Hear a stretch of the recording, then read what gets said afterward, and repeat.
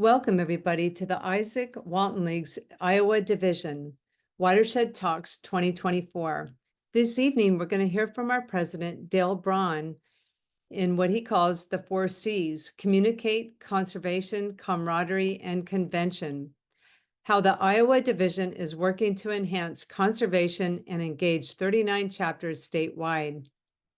Just for a little background for those of you who don't know, the Izaak Walton League was one of the first conservation organizations established in America and has been at the forefront of significant conservation policy.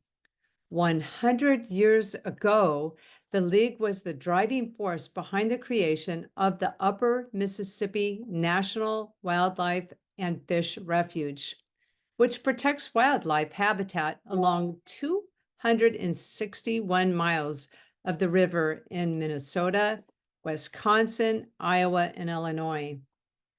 Throughout the years, many chapters were formed in Iowa and beyond to protect land and waterways.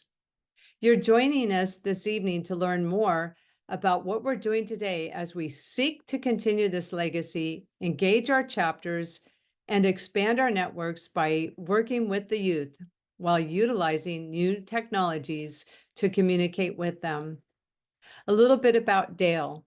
He has been an active member of the Linn County chapter since the early 80s.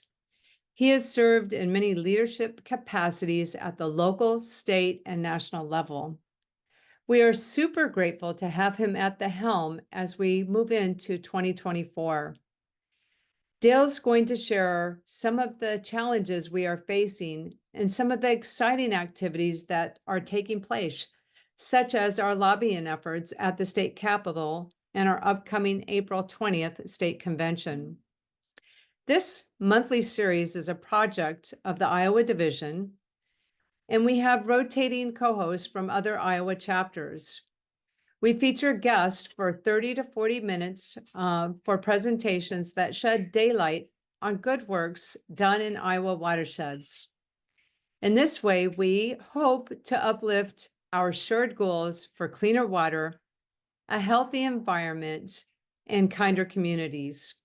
Recorded programs will be available at iowaikes.com shortly after they are aired live. And without further ado, I'd like to introduce Dale. Thank you, Dale. Thank you, Christine. Well, I appreciate everybody logging in. It's our first attempt to reach our chapters, and surprisingly, we've got a couple of presents. So Tim and Dwayne are here from the Iowa County chapter. Lisa and Craig McIntyre, brother and sister, are from the Warren County chapter, and then Jill Crafton represents the Minnesota delegation. Jared Mott is on. Looks like Jared's here from the Nationals, as well as Kate Hansen and Heather Wilson. Those three are also working with the national office. Heather, Dwayne, and Tim. Heather's our SOS director, and she's the one that does a lot of training for clean SOS program and nitrate watch. So she's somebody that you could contact with regards to water issues in Iowa County. I really wanted to go a little bit back in history, and one of the things that I've been in this job as president now for just almost a year, and one of the things I've been promoting is a thing I called C4, which is conservation, camaraderie, communication, and convention. The convention being the conventions that we, as the Izaak Walton League, hold at the Iowa Division level every year. The camaraderie is to get all 39 chapters thinking strongly about conservation issues, either stuff they may already be doing or conservation efforts that they could probably start doing in the future. Not all of our chapters are conservation oriented, and we're going to look to turn that around to make to have a bigger effort with conservation, because that's why the league was formed in the first place. It wasn't formed for trap ranges or shooting ranges. It was formed for conservation efforts. And as Christine mentioned, the Upper Mississippi River Wildlife Refuge was a result of some folks in McGregor, Iowa, contacting then National Director Will Dilg about how the Corps wanted to drain a good bit of the wetlands along the upper Mississippi for transportation purposes. And that's when the league stepped in and worked with legislators and President Calvin Coolidge to create the wildlife refuge. And as such, it's one of our crown jewels in the many things that the league has done over the years. One of the challenges I'm going to be presenting to the chapters is, hey, why were you formed in the first place? Whether you were formed in 1923, like a lot of chapters were when the league first formed, or even as recently as the 50s and 60s, maybe even the 80s. The Panora chapter has only been in existence for a couple of years. And they were formed for the very reason of conservation. So that's one of the things I'm going to challenge each one of the chapters to do, is to go back and look at your history and how have you evolved from that point. Speaking of conservation efforts, so in the past, many chapters, when they were formed, they were concerned about wildlife or the lack thereof, or fishing. The Lynn County chapter was formed because they were concerned about raw sewage coming down the river from Waterloo and Vinton. And as such, those chapters on the Cedar River got together and caused the state of Iowa to create sewage systems that would not directly flow right into the river, but rather go through a treatment process. So that's one of the league's other feathers in the cap, is creating that requirement for storm sewage systems. And then other chapters were grazing and releasing quail and pheasant. Some chapters were promoting this thing called multiflora rose as a great way to create wildlife habitat. And we all know how that was kind of a failure. Multiflora rose can be very, very aggressive in overtaking properties. The Lynn County chapter planted a bunch of this back in the 40s, and we spent years trying to get rid of it once it was planted. So it's one of those things that you got to think about in the future. Presently, it's water quality in the state. We are focused 100% on creating awareness of water quality issues throughout the state, whether it's a small stream, whether it's a middle stream or a tributary to a major river in the state. Every one of our watersheds is impacted by what goes on the ground, whether it's in the ground through chemicals or water runoff, whether it's from manure spreading. Those things are almost totally uncontrolled at the present time, and they only become a noticeable problem when someone reports an issue on a stream or a river. High nitrates or high phosphorus levels in lakes, all that stuff starts to make visible the issues of water quality. And whether most of us live in a city and we have a water treatment plant that's taking care of our drinking water, but in the state of Iowa, there's over 10,000 private wells where they don't have any kind of treatment system per se. And what is impacting those private wells is the same thing that's impacting our rivers in those cases. So the league, especially in the Iowa division particularly, are being very focused on water quality. And whether it's the chemicals, it's the lack of monitoring. Dwayne and Tim, you mentioned Chris Jones, and Chris Jones is a big advocate for monitoring the water system, because you can't check what you don't monitor. And if you don't know what's in the water, and everybody has a blind eye to that, then that's stuff that we may be ingesting or our children may be ingesting. So it's important that we have those kinds of monitoring processes in place. And the league's commitment to water quality is really evident by the fact that we've got Heather Wilson as a full-time water specialist for the Midwest states, and she does a great job with that. And then along with that, the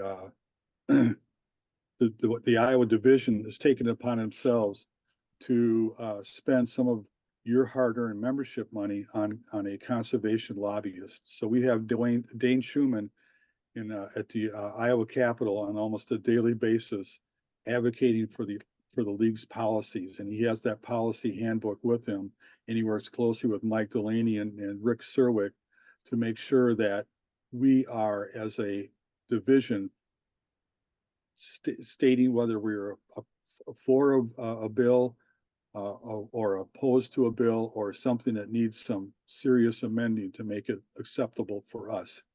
So they work closely with the legislators and promoting a bill, whether it's still in the committee or subcommittee, and then if it does get to the floor, we are advocating for its passage or its blockage, whichever case that may be. And we spend a significant amount of our dues money to do that, which is fine because if we don't spend it on a lobbyist, it's just going to sit in a bank account somewhere.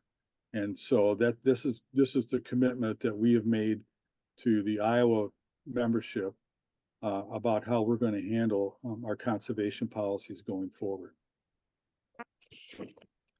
I'm just going to take a quick look at my notes here. And as a result, one of the things that Dane does is he puts out a weekly report on the status of bills. And so we get a report on that, and then we respond back to Dane if he's got a question about, do we want to support this or not? And if so, are you okay with the wording as it is, or do we want to modify it? And we respond back to Dane on that. And then he in turn gives us a weekly report of the status of those bills. And then I have been attempting to get those same reports out to all 39 of the chapter leaderships. And then just to keep you all informed about what is going on at the state level at the legislators. I mentioned a little bit about the 39 chapters in Iowa, and I'm going to give you some statistics on this because not everybody really understands how big or small the Iowa division is. But at the end of last year, 2023, we had 6,703 members in 39 chapters, and some of those chapters are fairly large, but still, whether it was 5 members or 960 members, that's still a significant number of members in the state, and it's hovered around that 7,000 to 10,000 number over the last 30 or 40 years. When I first joined the league, we had approximately 70 chapters, and there was closer to 12,000 members across the state. But right now, my goal is to get us over 7,000 this next coming year. So we're sending out renewal notices to the third notices now to get those folks up to speed. Since 1923, the Iowa division has had come and gone over 230 chapters in the state. Wow. Which, if you think about that, there's 99 counties. If you spread that out over, let's say, 100 counties, that's 20 chapters per county, which is that right? 10, no, it's two chapters per county, which is pretty interesting because a lot of those chapters were very active in their community, and whether they were doing a potluck or some other event, they were more than likely concerned about conservation back in the 20s and 30s. And that's one of the things that we as league leaders need to get back to, again, that conservation aspect, and try and get our members to see, hey, I'm sure you all have a personal opinion about what's in your conservation back pocket, but we need to express that more so to our legislators and to each other. And to that event, and to do that communication aspect, we stood up the new Iowa division website. Our third vice president, Aaron Staker, has been a godsend as far as setting up this website. We haven't had a website now for a number of years, and Aaron's doing a great job with that. And we want to use that as a conduit for all 39 chapters to come to for information. They can even put on their own links to their own chapters if they got a link of Facebook, Instagram, whatever, and that would enable other chapters to see them. They might have a significant event that they could communicate to nearby chapters, and those folks may want to attend those events. So that's one of the ways that we're trying to cross-pollinate the conservation effort with our own 39 chapters. And as well, anybody that's not an Ike can certainly get onto that website and see the efforts that we're putting forth. So I mentioned Christina introduced herself early on. She's the outreach coordinator. Christine's paid as well. She's a paid staff person, and her job, as she's talking about with these watershed talks, but she's also going to be communicating with the chapters to understand their needs and to also share this same message. Because right now, just looking at who's here tonight in this meeting, there's only 3 or 4 chapters represented. So our goal is to get 75 to 80% of you to show up to some of these meetings. It isn't always going to be me talking. We mentioned Chris Jones. We're looking to him to be one of the speakers. Christine's got a number of other contacts around the state that she has in her address book that we're going to have bring them in again and focus on these things. Mostly going to be water quality based on the term watershed. So let's see, what else did I want to mention? Tim and Dwayne, I'll ask you this question. I would put you on the spot. Did you get my email asking about surveys from chapters? You're muted right now.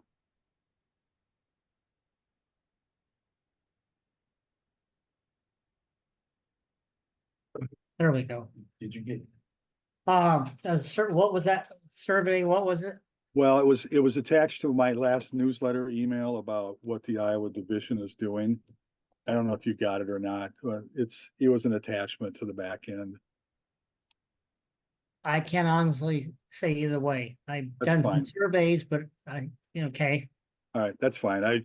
That's just one of the things that we're looking to do is get feedback from our chapters about what's on their mind, what concerns they might have, and then also what events they've got going on. If they've got some kind of a social event or other hunter education program or whatever else, shooting event, trap shooting event, that sort of thing. Those are the kinds of things that we want to put on the website so that you're informed about what's going on around you. And I'll give you a couple examples. The Waterloo chapter, they have an annual shooting or trap shooting event up there, and they invite a couple of the chapters from around their area to come in and shoot. And so that's one way to kind of get to know each other. Sure, it's over trap shooting, but hey, at least they're communicating with each other. And that's one of the things that we're looking at as far as going with this conservation message as well. So Okay. No, I don't think I don't know why I missed it, but no, I did not, do that survey, but we do have several things coming up as far as our chapter. The 23rd, we have our annual fish and mountain oyster fry, which draws a lot of people in from like 6, 7 counties. They really enjoy that. It's social, and we promote, the Ikes, and then we also on the 13th of April, we do a hunter safety course. We teach that in our town with the DNR officer. your March 23rd event, where is that At the Victor Allegiant, which you can't miss it coming through town. Sure. What time? 5 to 7 is when we serve. And we have quite a few great volunteers every year that look forward to getting together and talking and socializing and besides just fish and mountain oysters, we actually have bear this year. We're calling bear sliders, which is something different, but we have turtle soup, turtle stuffing, and then all the fixings, corn, baked beans, coleslaw, dessert, Homemade ice cream. we have the whole 9 yards. All right, I'll be there. You talked me into when you said bear sliders, you talked me into it. Right, Jared? You'd like a bear slider, wouldn't you, Jared? Actually, I they're pretty mean, good. if an invite found its way to me, I could see about a plane ticket, I guess. The bar will be open. Well, count me in. I'll be there. So you said the Victor, what was it again? What at Victor? Victor, Iowa. Yep. The Legion is in the middle of the town on the Legion? main. Okay. You can't miss it. Okay. Come I'll early. be there. Yeah, don't come at 6:30. Okay. Well, I'll show up early, maybe help you set up or whatever. So Yeah, we'll be there. So anyway, so this is the kind of thing that I'm looking to generate with our chapters, is just this communication about if you have a newsletter, if you have any other kind of information, feel free to send it to myself or Christine. As her title is Outreach Coordinator, so she can coordinate the same kind of information, between chapters. You talked about hunter education. I always get people asking me, hey, where can I take a hunter ed class? I know you can get online and find where they're scheduled now, but the more information we all have about where classes like that are, the more we can communicate to other people around us that, hey, the Izaak Walton League chapters around the state hold hunter ed classes all the time. So Yeah, they do. it's one of the good things that our chapters do, because we do promote good gun safety habits. And the last thing I wanted to really mention was, and I'll go back to the Upper Mississippi River events. There are a number of events that are going to be occurring up and down the river, celebrating the 100-year anniversary. It goes from, help me out, Christine, is it Winona down to the Quad Cities? Yeah, there's going to be events in Dubuque to, all the way to Davenport. So Right. June 7th, there's an event at Dubuque. And then June 8th, there's another event going on down there at the Quad City, the Quad Cities or Clinton? I can't remember. I'm not sure. I just know about the Dubuque. The Dubuque there's a couple of different ones going on the 7th and 8th and 9th, that whole weekend. It's in Davenport. So the other one's down in Davenport. Yeah. And one of the things that we have a national convention coming up in July, and actually, let me back up. So the one in Dubuque, Jared Mott, I just received this from Jessica Gordon. So Jared, correct me if I'm wrong, but it sounds like you and Scott, the executive director, are going to be attending the June 7th event in Dubuque. Assuming the plane lands on time, we'll be Okay. there. All right. Last I heard, and I may be over my skis a little bit, but I know IWLA President Jody Lobbs from Wisconsin is also trying her best to be there as well. Okay. As will I. So so that's a good thing, and that just shows the league's commitment to helping with promotion of this. And then we're working to get there's a lot of community events that occur up and down the river throughout the summer, and the Fish and Wildlife Service is working with those community events to do the same thing, to just promote the 100th anniversary and the league's involvement in that. So that's the kind of stuff that we're looking to really promote. The Mississippi River is as we all know, is a major tributary to the Gulf. A lot of stuff that flows into the Gulf comes through the Mississippi and the Missouri. The hypoxia center down in the Gulf is an area that's devoid of oxygen due to all the chemicals that are transported down there.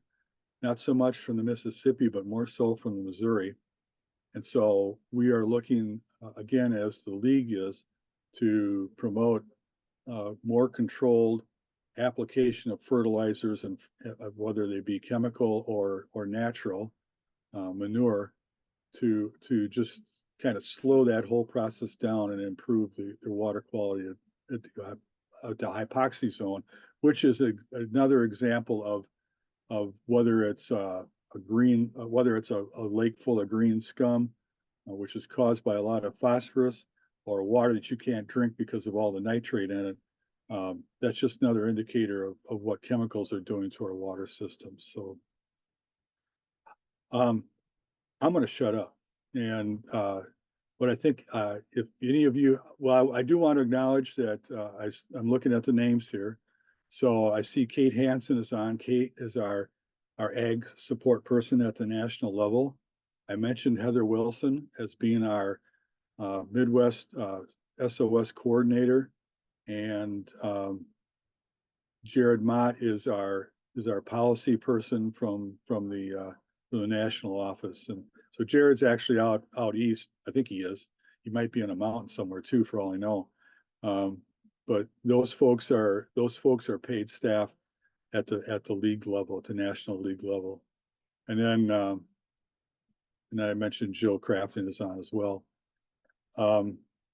Mike, I see you got your hand up. Is there something you wanted to add? You're muted, bud. Yeah, a couple of things.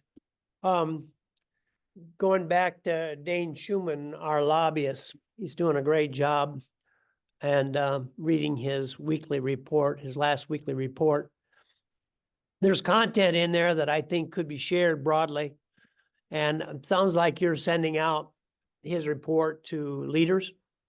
I wonder if there would be a way to get maybe a shortened report or the most important things that he's talking about to a wider population of our membership. Maybe it's ask people if they want it, and then ask him, Dane, if he could prepare a report, a truncated version maybe, or a version that could go more broadly. What I've argued for a long time, I used to do that. I used to try to lobby for the Ikes. Doc Overton did it, and he introduced me to it. I know how little our legislators hear from constituents, and I know how important that communication can be. And I don't think that the general population of Iowa understands that. If we have 39 chapters and there's one person in each chapter that's willing to get to know the representative and the senator from where that chapter is located, to the point where they'd be able to call them or go to their public hearings or send emails, letters are better, that would be a real step up for the Izaak Walton League. That would advance our ability to live up to our pledge mightily. And I think it's just a matter of coordination. And now we have the Zoom possibility and internet and emails and all that. I mean, we should have the ability to bring more of our members into policy matters, because everything about the environment's policy. Everything that we're concerned about is affected by our policies at the national and the state level. So I don't know. I think that we have a long way to go in order to accomplish something like that, but that would be a goal. And if we could get what Dane's doing to our membership, I think that would give them a feeling like, oh, the organization is doing something about things I care about, the quality of our fishing, habitat. And a lot of the stuff that Dane's involved in has to do with hunting and fishing activity. He knows where our memberships lies with regard to outdoor activities. So that was one thing that I wanted to ask about. A second thing is, do we want to pursue the idea of doing a river trip on the Mississippi River on the twilight, make that available to members? And maybe if we have people coming in from national, they'd like to take a little trip up to Dubuque on that riverboat. We've talked about it at previous board meetings. Yeah, we have. Yeah. It's a good question. I think we need to talk about it a little bit more. All right. I'm not sure what the schedule for Jared and Scott is, and Jessica, and I'm not sure who else is going to be attending from the national. Heather, are you going to be there for the June 7th thing at Dubuque? It's not on my calendar yet. I can check with Sam to see if we've got the travel budget for it, but okay. Yeah. Okay. Real quick, so one of the things that we did, Mike, for communication, besides me sending out Dane's email, and I do, or his report rather, I do ask the chapters to the leadership that gets it to forward it on to their membership. Whether or not that happens or not, I don't know. But I can push it, but whether they pull it in or not is another question. Right. But at least we try. And the other thing we did, and I don't know how else it's going to show. It's going to show up backwards. This is our Iowa Division postcard that Christine created, and it has everything on it except words and postage. It's not going to come through. Anyway, I use these to send out to each one of the chapters just as a way to, I paste it on, you know, the events that the latest events and stuff that we had in our last newsletter, just as a trial period to see how long it would take me to stick 39 stamps on 39 postcards and send them out. And it should, of course, you don't get them returned if there's no, you know, there's no return address, and the postcard gets pitched if there's no address where it's going to. But hey, at least we're trying. Yeah. And so we're going to distribute these out to the chapters so they can use this as one communication tool. Dwayne mentioned earlier he's concerned about water quality and legislators. So this is one avenue that you can use. A second avenue is that on our webpage, we're going to set up a voter voice app or a link that would enable members to go in there and shoot off an email to their legislator, whether it's a rep or a senator or the governor, your opinion on a matter. And that's another avenue that we're working to set up. And we're still working on that one, but look for that to be coming in the near future. So I'm going to give Heather and Kate and Jared a little bit of an opportunity to speak here. If they would have got something they'd like to say to the group here, I'd appreciate some words from you. And I'll pick a name first, Jared. Oh, neat trick, not sending an agenda, and putting me on it. No, I just want to say that, you know, I think it's really great that the Iowa division is, you know, starting to, you know, try some of these new techniques to get the chapters talking to each other, especially as it relates to conservation policy. That's fantastic. And, you know, I would just reiterate all of the resources that, you know, y'all have available to you. And that's just from a national staff perspective. You know, Dale introduced Kate and Heather, who are both in the Midwest. Kate is in Iowa. You've heard him mention Jessica Gordon a couple of times. She is also in Iowa and is our grassroots outreach manager, and would love nothing more than to work with chapters on getting engaged on grassroots advocacy. And so, you know, there's a bunch of us that are available to be resources to you. I'm always available at the national office in Gaithersburg. If you ever have a question about league policy or any of the work that we're doing on national policy, I'm happy to talk to you. And that's probably enough from me for one Tuesday night. Real quick, Jared, I didn't mean to put you on the spot, but I knew you could handle it. Can you give us just a brief overview of the resolutions that have come on this year that we're going to be considering at the National Convention? Brief. I'll try and keep it brief. There's a whole lot this year compared to other years. So we got 10 resolutions submitted this year by the deadline, and they cover a range of topics. I was talking with Scott, our executive director. You know, I think that, you know, obviously it's not up to me. Dale's resolution committee will assign the resolutions to the appropriate resource committees.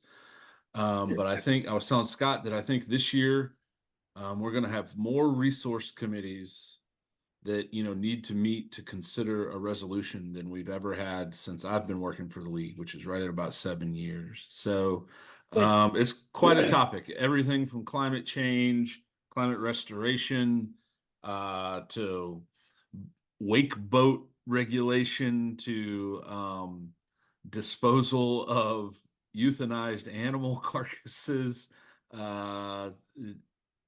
I'm just trying to remember stuff off the top of my head. We got a couple public land ones as it relates to a wilderness designation down in Florida in the Big Cypress National Preserve. Another one that would relate to the Kankakee National Wildlife Refuge.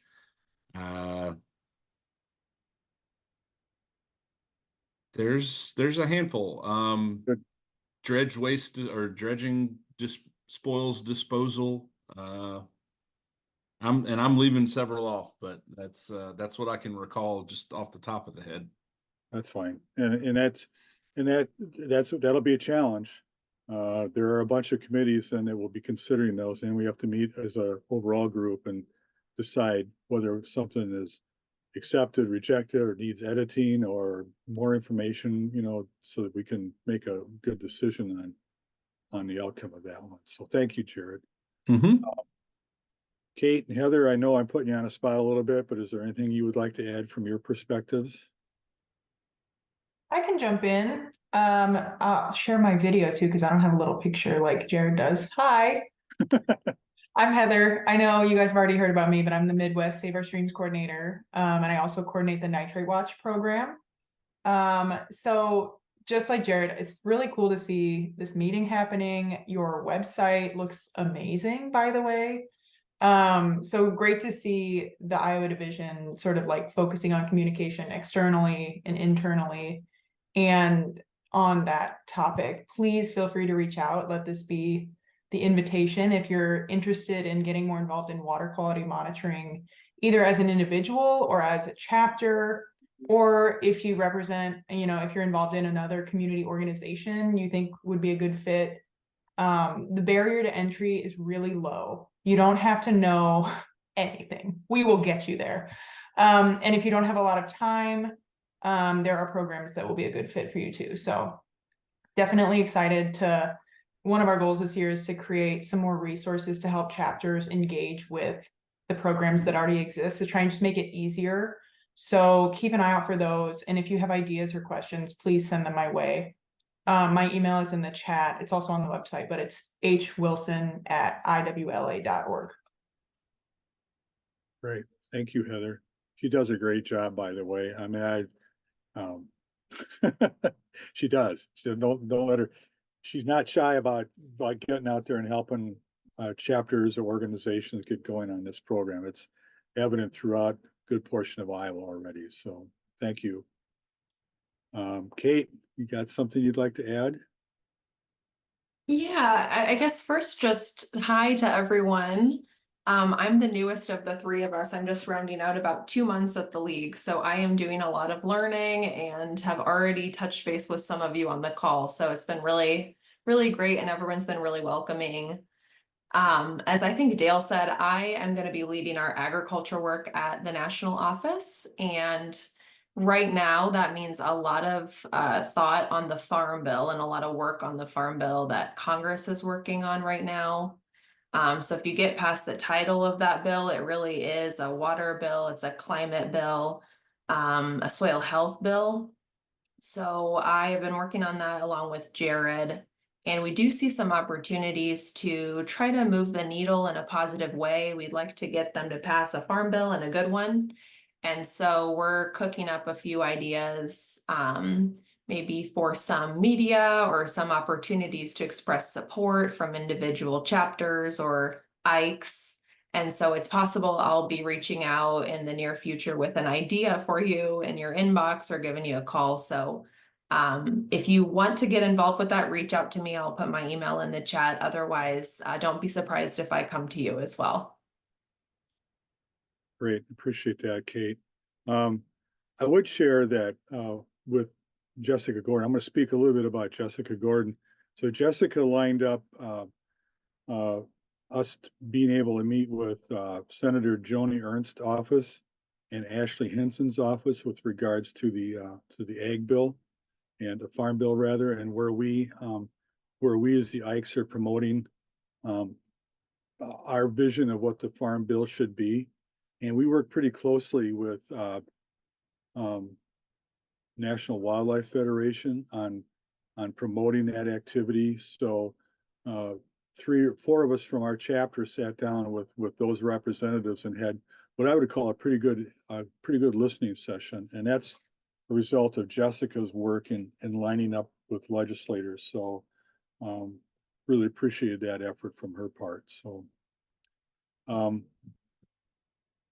Yeah, Jess has been doing a great job with that, and we're in close contact. And what Mike said about state lawmakers is true for federal lawmakers too. They need to hear from their constituents and real people, and the issues on the ground. So thank you for doing that, Dale. And, if others want to get stuff like that lined up, that's how we're thinking.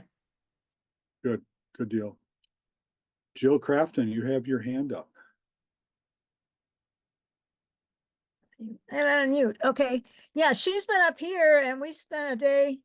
We went to see both of our senators and one of the representatives on the federal level. So it was a fun day working with her. She said she's going to come back. We're going to try to see more. But Senator Smith in particular is really, she's been to a regenerative egg farm, Grant and Braun, Don and Grant Bright, and they're just doing amazing work. So yeah, so I'm hoping maybe even to forward them for an award. General Mills has been to their farm. They actually have cattle twice. And I know at least the first time they brought like 30 people from across the different disciplines within General Mills. So they're really committed to that. And I went to a soil and water conservation annual meeting, and there was a gentleman from General Mills, and he knew more about some of the soil health stuff than a lot of the people that were staff. So anyway, it'd be fun to recognize the two of them, General Mills and Grant Don. So we'll see if I can get that turned in. But yeah, Tina Smith's really on board. So it's kind of exciting. So just let us know what more we can do with her if you need it. Good deal. We'll do that. I'd be remiss in forgetting to mention that there is a driftless meeting going on in Decorah later on this month, where the state of Minnesota, the southeast corner of the Minnesota is in the karst area, just like the northeast section of Iowa is. That's all that hilly ground, and the karst is limestone. It's very porous, and the water just more or less drips right through it and goes right into a underground water supply of some form. And they have a high degree of concern about the Bloody Run area. There's a big feedlot up there that it has a gazillion gallon manure pit, and should that ever breach, it'll flow right into the Bloody Run Creek, which will then flow right into the Mississippi River. And how close is Bloody Run to the manure pit? About a stone's throw away. And this is one of the things that the Ikes helped with. We didn't lead the effort on it, but the groups that were very concerned about that, the league has also stood up as far as supporting efforts to curtail those large feedlots and large manure pits. And oh, by the way, what do you do with the manure when it fills up the pit? You got to disperse it over the ground. And again, you're dispersing that manure over karst topography, which as hilly as that area is up there, when you get a good soaker, you get a lot of runoff. It's all going to go downhill, and unfortunately, it's going to go downhill to the wrong places. So that's one of the other things that's coming up here in the near future. So. And Dale, we might point out that we have Jim LaRue on this Zoom as well. And Jim is an environmental attorney who's been involved with much of this kind of litigation. And Jim, please feel free to make a few comments to some of our other people here on our Zoom. Well, thank you. Thanks for letting me eavesdrop. Christine told me about the meeting a short while ago, and so I thought I would drop in. I'm with a fledgling group. I'm an attorney, do environmental law, and with the view that the very area that Dale was just talking about, northeast Iowa, with the karst soils, where there's a cultural experience with clean water. So much of Iowa, clean water is such a distant memory that sometimes it's difficult to galvanize sustained political action towards a goal of reclaiming something that people can't remember what it was like. My view is, I'm from Iowa City, but I'm familiar with the area in northeast Iowa. And my view is, as a matter of political and legal strategy, that there's some potential breakthroughs in Iowa City where there's cultural and economic support for clean water. And it transcends this strange moment that we're in.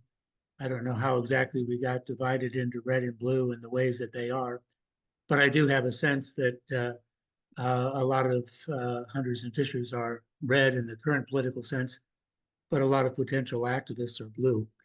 And I think that clean water is, at the very least in Iowa, very possibly a very purple issue. The way that we intend to go, without disrespecting anyone else's good work, and we know how difficult it is to focus our efforts in Northeast Iowa.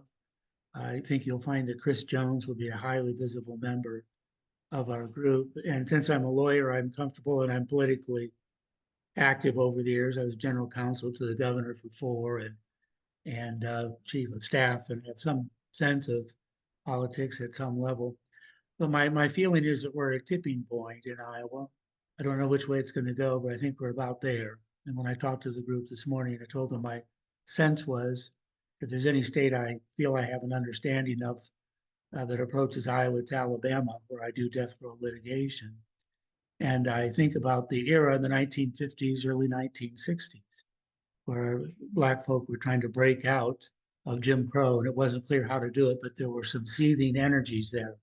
And at a certain moment, doing things like refusing to go to the back of a bus, or refusing to remove oneself from a lunch counter, or walking from Selma to Montgomery, had a way of galvanizing energies. And I think something is different now in Iowa that wasn't even here a couple of years ago, that people are concerned that they're getting cancer or giving it to their younger generation by what they're drinking and by what they're breathing. And they're connecting it. They don't know what to do. And at the level, just sort of like the oppression of Jim Crow, we've had this strange oppression, political, rhetorical, of folks in the chemical and concentrated agricultural industrial complex that have gained a foothold that's very strong, and a rhetorical capturing of how we think about these things. I think we're about to break out of it. Anyway, my group is that we're creating is willing to try. My goal would be if there was something that we could do and just say, hey, this is what we're doing. Is there an interest that people from Izaak Walton might lend a hand, but not feel that we're competitive or that we're a zero sum, that there's not room for another good group or another collaboration, but the kind of thing that I look to. We tried down in Muscatine. We've just finished, after 12 years, a class action lawsuit whose bullseye was Grain Processing Corporation, who are a horrible air polluter, grain milling class action suit. And that started out with citizens going door to door with bag air testers and then supplied by the Physicians for Social Responsibility, in a community that was used to thinking about air pollution on their own, in their own rooms, in their own homes. Suddenly we're confronted by neighbors who were knocking on the door and saying, can we do something? I think we're about that moment with clean water. And I'm inspired that people even on this call are talking about water testing. We are doing a lawsuit with Bloody Run. When I look at the map, I see one large polluter, and if you do a concentric circle, I see 500 well owners whose water is contaminated. In a political sense, I can count votes, and I like the odds, but they've not been energized. They've not been brought together as a community, and it's not easy. And you guys know it because you work hard to get an organization. You know how it is. I think we're at a new moment. That's what we're testing. So if I can drop by, just listen in. It inspires me to hear you talk. If we have any news to report, I'll share it. In the event it's interesting, I'll touch base. If for a lack of, I hate to burden you, Christine, but I think, your no good deeds go unpunished. So your kind invitation to me will result in some burden, but I'll let you know what's going on. And I anticipate that in the coming months and into the summer, you'll see something that's new and visible, and just consider us an ally, that maybe there's something that we could do with a cutting edge that has a sense of political organization on the ground, but also the cutting edge of litigation. I'll wind it up because we started talking about Bloody Run Creek. We're trying to be creative in what we do. We're the second lawsuit. You supported a lawsuit that resulted in a district court judge in Des Moines, finding that the nutrient management plan, the plan by which Supreme Beef was spreading its manures around these fragile lands, and he found that it had been unlawfully approved by the DNR. And we started a second suit, and that is we contend that the water use permit was unlawfully issued and renewed, and we're asking the court to make a lawful determination that the water use permit is invalid, and at the very least start over from ground zero and recognize a public interest when a water use permit is issued. Well, if you don't have a water use permit, you've got nothing to feed the cattle. The cattle, as you know, there's not one animal that animal owns. That animal is on that property that the family owns. It's described as a family farm. There's not one animal that they've ever owned. They're renting cattle from others. They're coming and feeding it at Iowa water. They're leaving the Iowa poop and urines behind, and then selling the protein to foreign nations or somewhere else. It's not a good equation. And so we're going for, well, if the cattle can't drink water, they're not going to bring them here. And we ought to be trying every creative attempt that we can through litigation and through political insurgency to try to begin to change people's mind. So anyway, congratulations for the work that you're doing. If you sometimes feel wearied, look around, because I think Iowans are just catching on. And I think there's about to be a new wave of activism as people put two to two together and say, you know, we've got now the only state in America where cancer rates are increasing. And we're now 49th out of 50 in terms of health when it comes to cancers. What is it in Iowa that's doing differently? And we're spreading manures and chemicals at outrageous quantities in a way that no other state does, unmonitored and uncontrolled. And that results, the cancer rates are usually about 10 years behind changes there. So what you're feeling now is the practices that began about 10 years ago. And those of us who lived here know exactly what started happening 10 years ago. So we're just about to start a new phase, and I would welcome any opportunity to work with any of you or meet any of you. I put my phone number, my email down. If you'd like to contact me, I'd be happy to visit with you and tell you what we're up to. Thanks so much, Christine, for letting me visit tonight. Yeah, thank you again for taking time to be with us too. Surely. Well, by my count, we're almost up for the hour. I wanted to give Tim or Nathan an opportunity to ask any questions that they might have after seeing this, or what your impressions are of this, and would you be will you be attending next month's meeting or meetings in the future? And this is Nathan. I think this is a wonderful idea. Granted, I'll put it this way: if I'm available next month, I'll be on. I think it's great. I'd like to encourage some of my other club members to get involved as well. I think this is probably long overdue. And I just wanted to touch on basically everyone's comments. You know, when it comes to water quality, we can do with a lot of things without a lot of things in our life, but everybody needs clean water. And I think that's something we need to drive home to everyone. And Jim, your comments, you know, we are quite possibly past the tipping point when it comes to what do we do to preserve clean water in this state. You know, as and I think you'd alluded, Dale, about the Chris Jones's work, and yeah, you know, we are literally swimming in animal feces and urine in this state. You don't have to be real good at math to, you know, take the number of hogs in this state, not to mention cattle, and the number of, I'll say, arable acres. You know, take out the cities, take out the rivers and streams, and then also realize that not every farmer uses animal waste as a fertilizer. So should be pretty clear to people that we are just literally saturating areas of this state, and we shouldn't need to scratch our heads as to why we're in the situation we're in. So it's you know, I know Iowa's a rural state, and a lot of people that are living in the city say, well, you know, we're farmers in Iowa. Well, your grandparents were, but they did it a whole lot different than the way we're doing it today. And we've just let the corporate ag run amok here. And like you say, Jim, I'm hoping that we can get people's attention and get it in a hurry.